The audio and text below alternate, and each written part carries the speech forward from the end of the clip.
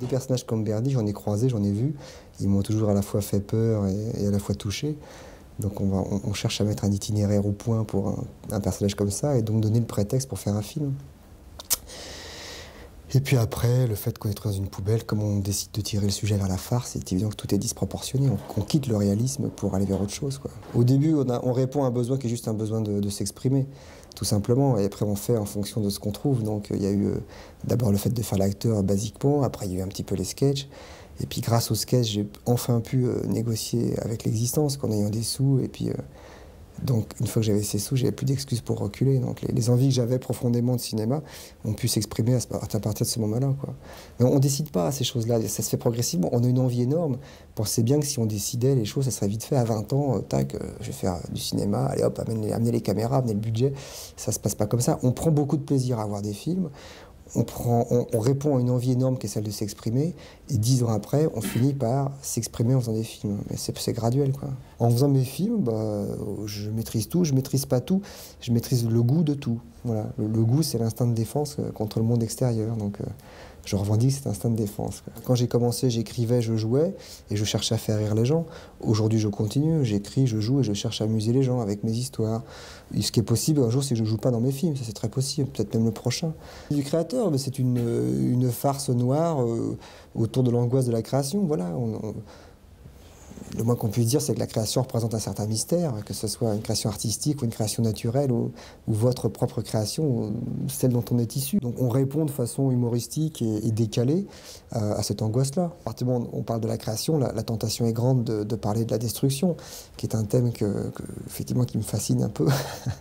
Que ce soit dans Bernie ou dans Le Créateur, à chaque fois ça se termine mal par un énorme chaos. Donc voilà, on oppose la création à la destruction. Cette tentative de création se résout par une destruction monumentale. Le Créateur, vous l'avez peut-être vu, effectivement, il y a l'utilisation d'une DV à plusieurs reprises. Alors autant dans Bernie, c'était le personnage qui se servait d'un caméscope, c'était un support qui était utilisé à des fins de narration, autant là c'est un support qui est inclus dans la narration. C'est-à-dire qu'on propose le point de vue d'un ordinateur et tout. Et effectivement, on s'est servi d'une petite DV qu'on avait brognolée et puis cachée dans un coin du décor. Et puis donc on avait cette petite caméra qui nous offrait des prises de vue en direct avec la grosse caméra 35. Et après elles ont subi un petit trucage, mais c'est très intéressant. Moi j'aime bien toutes les variétés de supports et tout. À partir du moment où j'en trouve une explication. Au début, si vous voulez, je voulais faire, je me rappelle le tout premier découpage du Créateur, j'avais été très marqué par Natural Born Killer, donc je voulais que ce soit un foisonnement de supports, d'images, machin. Puis tout à coup, j'en voyais plus l'utilité du tout. Je dis, mais attends, c'est pourquoi? Je n'arrivais pas à le justifier. Alors après, j'ai justifié, je dis, voilà, si tu fais un effet, explique-moi pourquoi. Alors on a progressivement délayé, et malgré tout, on arrive à un film qui est très visuel, mais aujourd'hui, je peux argumenter. Je peux pas... La question qu'on se pose, que je me suis posée sur Le Créateur, et qui est une question intéressante, c'est de se dire, évidemment, le film a été fait pour les salles, devant, si possible, des salles pleines. Maintenant, on va le passer en DVD, on n'aura jamais 400 personnes qui auront le DVD. Donc, la perception du film sera différente. Donc, il y a une question qui se repose par rapport au montage. Ça, c'est une vraie question. J'ai failli remonter Le Créateur pour le DVD en me disant, bon, bah, il faut changer le rythme, puisque c'est comme un film qui passe à la télévision. Vous l'avez vu en salle, ça vous paraissait rapide, vous voyez à la télévision, il vous paraît lent. Pourquoi? Parce que la perception que vous avez du film à la télévision est beaucoup plus rapide. Vous voyez, c'est tout petit, la lucarne, donc vous êtes au-dessus du film. Vous avez oui, tout à coup, tout devient très lent. Au cinéma, non, le film est plus grand que vous, donc il vous domine, et donc c'est lui qui impose son rythme.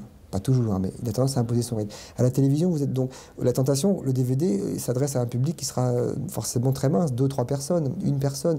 Donc on dit on peut peut-être remonter le film pour qu'il s'adapte plus à des visions du film en petit comité. Mais en même temps, je relativise ça parce que d'abord, je trouve que le film a été monté pour la salle, il faut le respecter. Et qu'en plus, la personne qui achète le DVD, il a vu le film en salle, il veut le revoir. Donc si c'est pour lui proposer une version amputée, tant que le DVD ne sera pas un marché autonome, pour l'instant, cette question-là, à mon avis, n'est pas de mise. Si jamais il y avait des films qui n'existaient que en DVD, ce qui arrive, il y a beaucoup de films qui existent qu'en cassette. Aux États-Unis, il y a plein de séries B, genre les films de Lambert. C'est des films dont le passage en salle est très symbolique. Mais donc ils coupent. Et là, effectivement, on peut se dire, puisque le film, son exploitation principale sera en vidéoclub ou en cassette, autant à ce moment-là le faire... retravailler le montage par rapport à ça. Pour être franc, j'en possède pas en fait. J'en ai un plus ou moins enfin bref, mais j'en ai pas à titre personnel. Et j'ai pas de home cinéma, mais j'attends encore pour vraiment faire un home cinéma, bizarrement que les DVD soient plus nombreux en termes de classiques. Parce qu'aujourd'hui, on a un choix de DVD, mais plein de nazeries américaines qu'on a déjà eu du mal à éviter au cinéma. Si ça pour les acheter en DVD, franchement, c'est emmerdant. Mais non, mais il y a une qualité d'image qui est énorme, une qualité de son qui est énorme. On se retrouve vraiment dans les conditions de plus proches du cinéma. Et puis vous avez dans les DVD des menus interactifs dans lesquels on a beaucoup d'informations sur plein de choses. C'est pour ça d'ailleurs que je mets beaucoup de soin, moi, sur le créateur et sur Bernie. On a bourré le DVD jusqu'à la gueule de toutes les informations. Si quelqu'un, moi, quand j'aime un film, je suis content d'en savoir plus dessus. J'ai plein de matériel, j'avais plein de matériel sur Bernie, pareil sur le créateur. Donc après, on choisit qu'est-ce qui est le plus intéressant. On passe du temps à dérocher. Le making-of de Bernie, je l'avais jamais vu.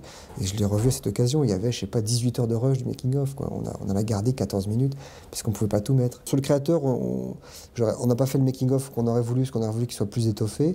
Sur le Bernie, il y avait quelqu'un qui était là en permanence, dont on ne s'est pas occupé. Si j'ai les moyens, dans le prochain film, je demanderai à ce que quelqu'un s'occupe. Ça dépend du film que vous faites. Si vous faites un film, le créateur est un film très biscornu techniquement, avec souvent des prouesses qu'ont fait les techniciens, sans avoir un budget énorme. Il y a des tas de trouvailles qui ont été faites dans l'utilisation de la caméra pour faire certains plans.